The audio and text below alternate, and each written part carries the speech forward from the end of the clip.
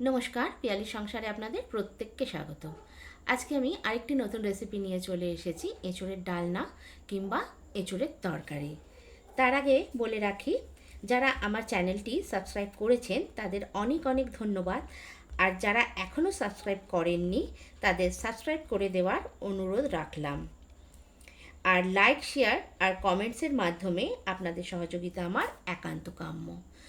তাহলে শুরু করা যাক আজকের রেসিপি। আমি এখানে একটা এঁচোড় নিয়েছি, সেটাকে ভালো করে ডুমো ডুমো করে কেটে নিলাম। তারপর কুকারের মধ্যে একটু জল, ওর মধ্যে এঁচোড়গুলো দিয়ে আর নুন হলুদ দিয়ে একটু ভাপিয়ে নিয়েছি। আমি এখানে একটা হুইসেল আমি দিইনি, তার আগেই আমি অফ করে দিয়েছি গ্যাস। যতটা স্টিম ছিল ওর মধ্যেই আমার এঁচোড়টা হয়ে গেছে।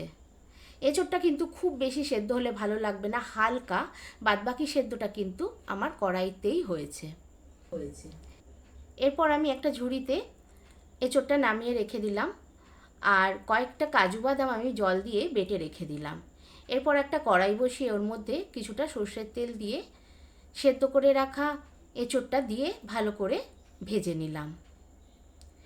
ভাজাটা যাতে একটু লাল লাল হয়, যেটা জলটা থাকে, যেহেতু সেদ্ধ করেছি, যাতে জলটা পুরোটা শুকিয়ে যায়। দেখুন আমি একদম ড্রাই হয়ে গেছে। এরপর সম্পূর্ণটা নামিয়ে দিয়ে আমি ওর মধ্যে আরেকটু তেল দিয়েছি। এঁচোড়ে একটু তেল বেশি লাগে, তাই দেখুন একটু বেশি তেল দিয়েছি। তারপর দুটো আলু আমি একটু ডুমো করে কেটে রেখেছিলাম, সেটা দিয়ে আলুগুলোকেও খুব ভালোভাবে ভেজে নিলাম একটু নুন হলুদ দিয়ে।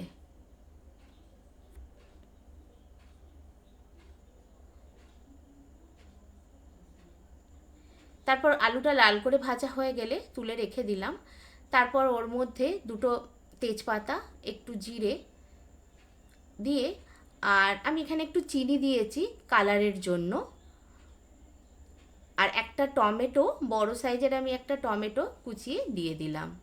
দিয়ে ওর মধ্যে একটু লবণ দিলাম। আসলে লবণটা দিয়েছি টমেটোটা যাতে গলে যায়।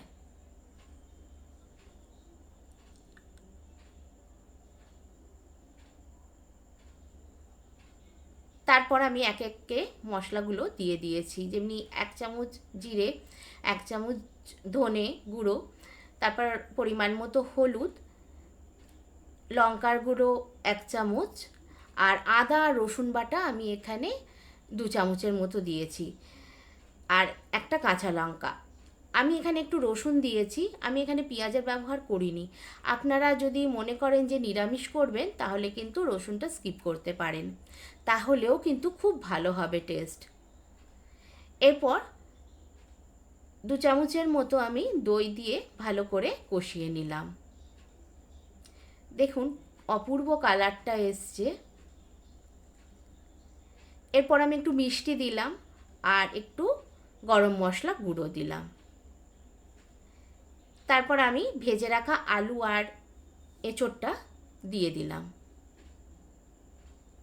যেহেতু ভাজাই আছে তাই খুব একটা বেশি কষাতে হবে না, আর ওদিকেও আমার মশলাগুলো পুরোই কষানো হয়ে গেছে। তারপর কাজু বাটা যেটা আমি বেটে রেখেছিলাম ওইটা দিয়ে দিলাম। আপনারা চাইলে এখানে একটু মগজদানাও বেটে দিতে পারেন। আমার রান্নাটা প্রায় হয়ে এসছে। এরপর আমি একটু গরম জল দিয়ে ঢেকে কিছুক্ষণের জন্য রেখে দিলাম সেদ্ধ হওয়ার জন্য। তারপর নামিয়ে ঘি দিয়ে গ্যাস অফ করে দিলাম।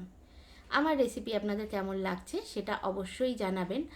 আর যেহেতু আমরা এখন প্রায়ই গরমকাল এঁচোড় খেয়ে থাকি, প্রত্যেক দিন না হলেও মাঝে মধ্যে, তো আপনারা কিন্তু এই রেসিপিটা করে দেখতে পারেন, আর অবশ্যই জানাবেন এটা কেমন লাগলো।